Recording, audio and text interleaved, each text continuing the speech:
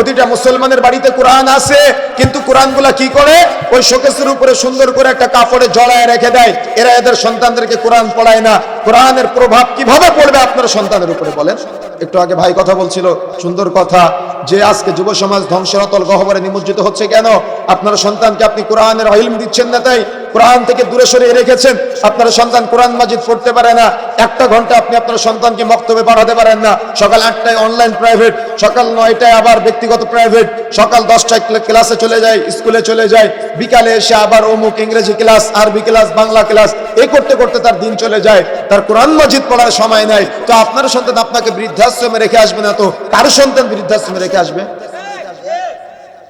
আজকে সন্তানকে আপনি ইসলাম থেকে দূরে সরিয়ে রেখেছেন।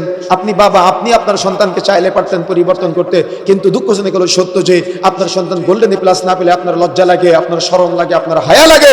কিন্তু আপনার সন্তান এখনো পর্যন্ত সূরা ফাতিহার অনুবাদ জানে না, সূরা ফাতিহাটাই পড়তে পারে না। আপনার লজ্জা লাগে না? আপনার শরম লাগে না? আপনার সন্তান দাড়ি রাখে না, আপনার লজ্জা লাগে না? আপনার সন্তান সিগারেট খেয়ে ঘুরে বেড়ায়, আপনার লজ্জা লাগে না? আপনার সন্তান সুদখোর, আর আপনি আপনার সন্তানকে নিয়ে গর্ব করেন, আপনার লজ্জা লাগে না? আপনার সন্তান ঘুষ খেয়ে ঘুরে বেড়ায়, আর আপনি গর্ব করে বলেন আপনার লজ্জা লাগে না? তাহলে লজ্জা লাগবে কোথায়? কিয়ামতের মাঠে।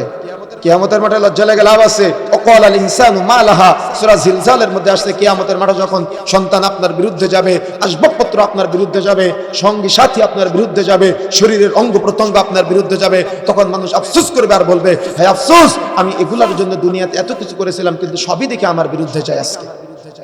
সুতরাং প্রিয় বন্ধুরা আমার, রাসূলুল্লাহ সাল্লাল্লাহু আলাইহি ওয়াসাল্লাম বলেছেন, খায়রুকুম মান তাআল্লামাল কুরআনা ওয়া আল্লামা, সর্বোত্তম হলো ওই ব্যক্তি যে নিজে কোরআন শিক্ষা করে এবং অপরকে শিক্ষা দেয়।